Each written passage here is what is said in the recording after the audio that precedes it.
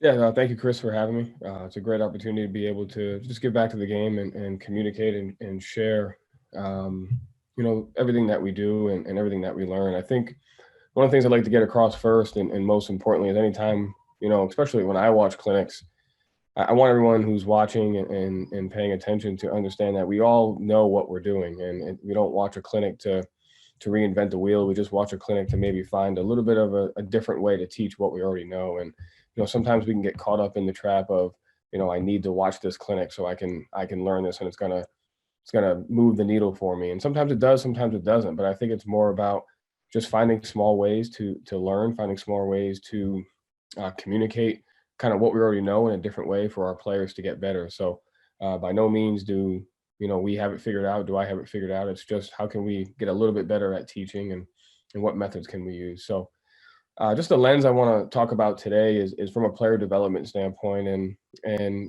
my role with the Celtics is not team player development. It's more individual player development. So I'm not necessarily in charge of the entire team or the player development program for us, and more just working with a few of the young players on a daily basis, and just kind of wanted to give you just some information and a philosophy to, kind of how I develop some of the young guys that I work with. And I love my role. I love where I'm at right now with the great thing working for Boston is just the freedom and responsibility that we have to to be able to do what we think is necessary to make our organization better and our players better. So I have that opportunity daily to work with a couple guys and just do what I can to get them better. So again, like Chris said, if anyone has any questions, just stop in the middle and we can go in a couple different directions with it.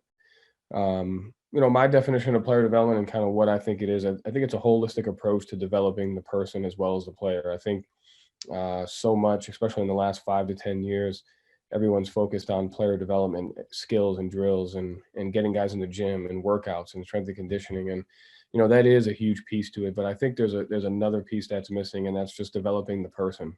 um, I think when we're trying to make guys better, I attack the person more than I do the player initially. I think that's important, and we'll kind of get into that. But at first, working with a player, getting assigned to him, it's really not even a rush to get on the floor with them, because I feel like so many layers of the onion have to be pulled back in order for us to get what we want to get accomplished on the floor. So, it's definitely about the skills and the workouts, but it's also about the player relationships and developing the person.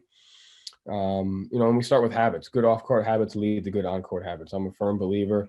The strengths and weaknesses that we show in a competitive setting, no matter what sport it is, they usually come out in something off the floor. I learned that being a husband, I learned that being a father, and just learned that being around a lot of basketball is usually, us coaches, when we're complaining about a player, it's also something that he's not doing well off the floor. And not so, and it's different in the NBA. When I was in college, one of my sayings used to be, if you're late to class, you're going to be late to a rotation. And I really tried to just develop that mindset of everything is connected, everything works together. If you have, the maturity, if you have the respect, if you have the awareness to show up to class on time, then I'll be able to trust that you'll be able to make a rotation, in a very close game.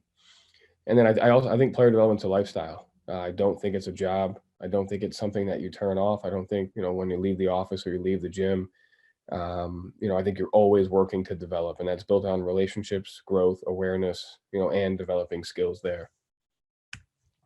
Just some values that I like to base my development system on. I think number one is building awareness to, to who you are as a person, building awareness to what you're good at, what you can work on, where you are, and we'll get into some of those questions. I think active listening is important. I know that a lot of times, all of us fall into trying to speak before we listen, and trying to show a player how much we know, and trying to prove to that player how much we can help them. And sometimes I think listening is better than anything else that you can do, and you'll learn so much about these guys. Just effect with Along with active listening, I think effective questioning is the next best thing. If we can become great listeners, we can hear what they're saying, we can hear their emotions, we can hear where they're coming from. We'll be able to ask effective questions that will help build relationships and help spur awareness into our players. And I think getting them to take ownership. Okay, once you get these guys into situations where you're asking effective questions, you're getting them to answer, you're getting them to become vulnerable. You're building ownership, and once you build ownership, you build accountability. And I think that's a ladder progression. I don't think you can have one without the other, and I think they kind of build right into each other. I don't think you can hold someone accountable until they're willing to take ownership, for their goals and for their expectations and their standards. So, those 5 things kind of work together, and that's where I start. I start with building awareness. How do I build awareness? By listening.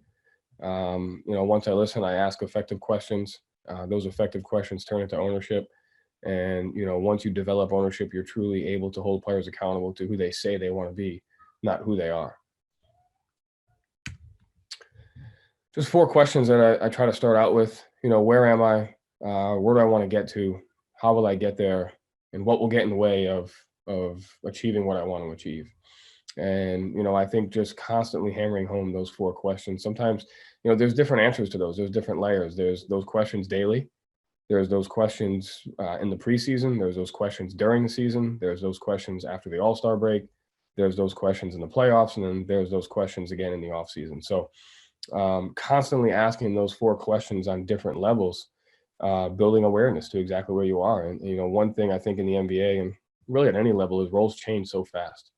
I know you guys have seen, if you study substitution patterns and the season is so long, you can get a guy who hasn't played many minutes and then he can come out and start a couple games. One of the players that I work with, that happened to. He wasn't in the rotation, and within 4 games, we had a couple injuries, and with load management, he was starting against the Orlando Magic. And, these 4 questions, the answers to those were completely different the day of that game than they were 2 weeks ago when he wasn't in the rotation. So I think these 4 questions are constantly evolving. You have to ask them daily, but then you also have to make sure you go back to them at different points in the season to build that awareness. Once we kind of have that, and I like a thing called matching. For me, everybody does it, but for me, matching is, find players to build connection with. When you're developing guys, you can't just give them any article and say, hey, read this and learn from it. Nowadays, especially with the younger generation, they don't learn unless they're connected to something. You can't just send a tweet or send an article and say, take a look at it. You have to truly find what they're interested in and build a connection. So for me, matching is just how can I get the players that I'm working with to see what's similar to them and other players or other sports. For example, one of the players I'm working with now has really found a respect level for Russell Wilson. So a lot of the things that we're trying to teach him off the floor have a lot to do with Russell Wilson, his mental approach, his daily approach to the game, his daily approach to, his mentality and how he develops that. So I think matching is important on the floor. I think it's important to show young players clips of some of the best players in the league, but I think it's also important to show clips of their favorite players and guys that are similar to them. And we'll get into that next. But, what can we take from other players and apply? What can we take from other sports and apply? What can we take from other avenues and apply? And then what players in film will help build that awareness, connection, and translation. I can show a guy a move and show him when to use it, but I think it's even more powerful if I can show him, one of his favorite players or a player that he thinks he's similar to, or even a player that he thinks he's better than, and challenge them and show them the situations. And I think they learn from that more. So I think that's a key component in developing is, once we have built the relationship with the player, once we've built awareness, once we understand where he is, just find those matching opportunities to build a connection. Just some keys to matching as far as on the court. Position obviously is important. I think body type is important. Something that's big for me, are they 1-foot finishers or 2-foot finishers? You don't want to get into showing finishes and showing certain players that, the player that you're working with is not able to mimic or his body type won't be able to do that. And sometimes they can do a little bit of both. So, I think just finding players that fit their mold as far as what kind of finishers are they? What kind of finishers are they through contact? I think that's a key question, is anybody can finish without contact. But what type of finisher are you when you have contact on you? And I think that's a huge key is finding clips, finding players who are great finishers off contact. Shea Gilgeous-Alexander is a great finisher off 1-foot contact. Jimmy Butler and Paul George, great finishers off 2 feet with contact. So, just finding those matching keys and being able to show examples of that to your player. Shot mechanics, and then just similar concepts. Do we run similar actions as the other team, and is that player involved in those actions? Defensive instincts. I think a huge key is, as much as we show offensive clips to our guys, showing what does great defense look like? What does great team defense look like? what does great individual defense look like? What is their foot speed like? If you show a guy who has similar foot speed and you say, hey, here's a situation, he's in a closeout. This is the footwork and the angle of his hips and the angle of his feet that he took, to get to that rotation. You move similar, you can do this. And, just showing the defensive instincts as well. And then what role are they in? Are they first round draft pick from 2-3 years ago that was in a situation that they're in now? How did they learn from that? So just finding, as we go back to those 4 questions that they may change throughout the year, finding guys who are playing their specific role in this season, 1 year ago, 2 years ago, 3 years ago, finding those roles and then matching, the success ladder and matching what those players did to get to where they are today. So matching is important. I think it's a huge avenue in building connection, and something that I try to work on every single day.